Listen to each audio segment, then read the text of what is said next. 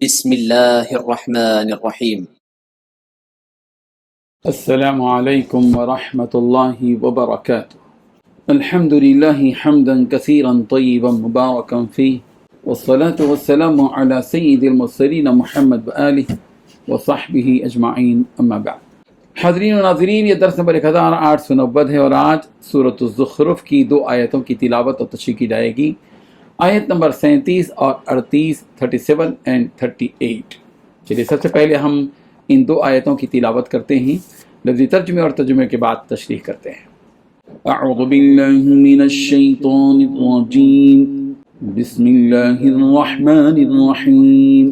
وَإِنَّهُمْ لَيَصُدُّونَهُمْ عَنِ السَّبِيلِ وَيَحْسَبُونَ أَنَّهُمْ مُهْتَدُونَ حَتَّى إِذَا جَاءَنَا قَالَ يَا لَيْتَ بَيْنِي وَبَيْنَكَ بعد المشرقين فبئس القرين۔ صدق اللہ العظیم۔ لفظی ترجمہ یوں ہیں، وَإِنَّهُمْ، اور بلا شبہ وہ، لَيَصُدُّونَهُمْ، البتہ روکتے ہیں ان کو، عن السبیل، سیدھے راستے سے، وَيَحْسَبُونَ، اور وہ گمان کرتے ہیں، أَنَّهُمْ، کہ بے شک وہ، مہتدون، ہدایت پر چلنے والے ہیں، حتیٰ، یہاں تک کہ، اذا، جب، جاءنا، وہ آئے گا ہمارے پاس، قالا، تو کہے گا، یا لیتا، اے کاش، بینی و بینک، میرے درمیان اور تیرے درمیان، بعد المشرقین، مشرق و مغرب کی دوری، فبئسا، تو بہت برا ہے، تو بہت برا ہے، القرین، ہم نشین۔ ترجمہ یوں ہے، ایسے شیاطین ان کو راستے سے روکتے رہتے ہیں اور وہ سمجھتے ہیں کہ ہم ٹھیک راستے پر ہیں، یہاں تک کہ جب ایسا شخص ہمارے پاس آئے گا تو اپنے شیطان ساتھی سے کہے گا کہ کاش میرے اور تیرے درمیان مشرق و مغرب کا فاصلہ ہوتا، کیونکہ تو بہت برا ساتھی تھا۔ ان 2 آیتوں میں 5 باتیں بیان کی گئی ہیں۔ پہلی بات، ایسے شیاطین ان کو راستے سے روکتے ہیں۔ دوسری بات، وہ سمجھتے ہیں کہ ہم ٹھیک راستے پر ہی ہیں۔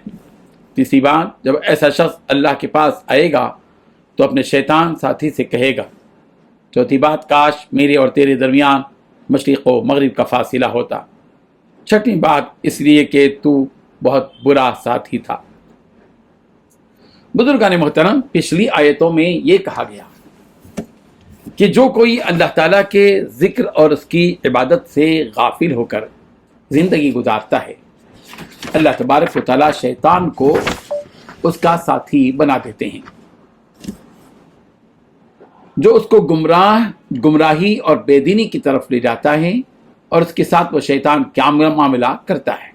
ان آیتوں میں بیان کیا گیا کہ اللہ تبارک و تعالیٰ نے فرمایا کہ جب ہم اس شیطان کو ایسے انسان کا دوست بنا دیتے ہیں تو یہ شیطان اس انسان دوست کو سیدھے راستے پر جانے سے روکتا ہے، اور اس کے دل میں برائیوں کی محبت پیدا کرتا ہے، اور اس کے دل میں ایمان کے تعلق سے برائی پیدا کرتا ہے۔ اس طرح وہ اپنے برے اعمال کو ہی اچھے اعمال سمجھنے لگتا ہے، اور حقیقت میں جو اچھے اعمال ہوتے ہیں وہ ان سے دوری اختیار کرنے لگتا ہے۔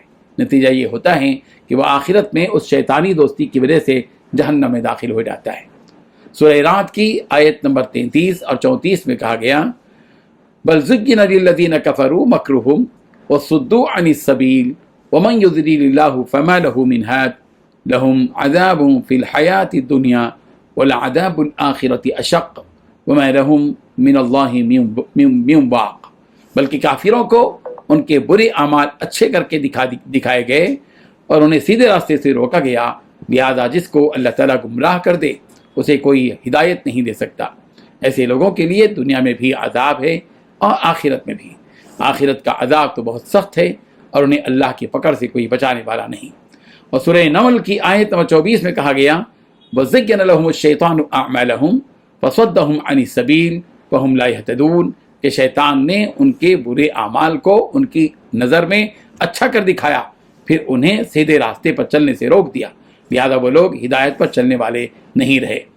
اس آیت کے شان نزول کے بارے میں یہ روایت منقول ہے جس سے حضرت محمد بن عثمان مخزومی رحمۃ اللہ علیہ نے بیان فرمایا کہ قریش مکہ نے کہا کہ محمد صلی اللہ علیہ وسلم کے ہر آدمی کے لیے اپنے ایک آدمی کو مامور کر دو تاکہ وہ اسے اسلام سے دور کر سکے۔ چنانچہ ان لوگوں نے حضرت ابوبکر صدیق رضی اللہ عنہ کے لیے حضرت طلحہ بن عبید اللہ کو مقرر کیا جو ابھی تک اسلام نہیں لائے تھے۔ چنانچہ حضرت ابوبکر صدیق رضی اللہ عنہ کے پاس گئے جبکہ وہ اپنی قوم کے ساتھ تھے۔ حضرت ابوبکر صدیق رضی اللہ عنہ نے انہیں دیکھ کر فرمایا کہ تم مجھے کس چیز کی طرف بلا رہے ہو؟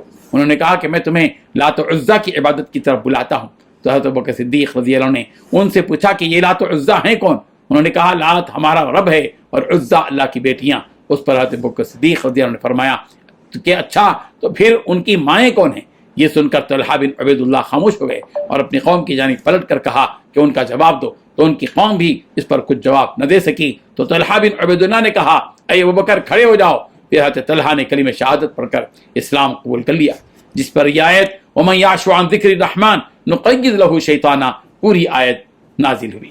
حضرت عروہ بن زبیر رضی اللہ عنہ سے مروی ہے کہ حضرت عائشہ صدیقہ رضی اللہ عنہا نے ان سے بیان کیا کہ ایک مرتبہ رات میں نبی رحمت صلی اللہ علیہ وسلم آپ کے پاس سے نکلے جبکہ باری آپ کی تھی۔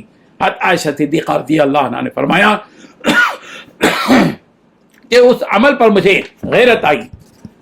پھر جب نبی رحمت صلی اللہ علیہ وسلم آئے اور مجھے اس حال میں دیکھا تو آپ نے فرمایا کہ اے عائشہ تمہیں غیرت آ گئی؟ تو انہوں نے فرمایا کہ مجھ جیسی عورت کو آپ جیسے شخص پر غیرت کیوں نہ آتی؟ یہ سن کر آپ صلی اللہ علیہ وسلم نے فرمایا کہ لگتا ہے کہ تمہارے پاس تمہارا شیطان آیا تھا۔ یہ سن کر حضرت عائشہ صدیقہ رضی اللہ عنہ نے فرمایا کہ یا رسول اللہ کیا میرے ساتھ شیطان ہے؟ آپ صلی اللہ علیہ وسلم نے فرمایا کہ ہر انسان کے ساتھ شیطان لگا ہوا ہے۔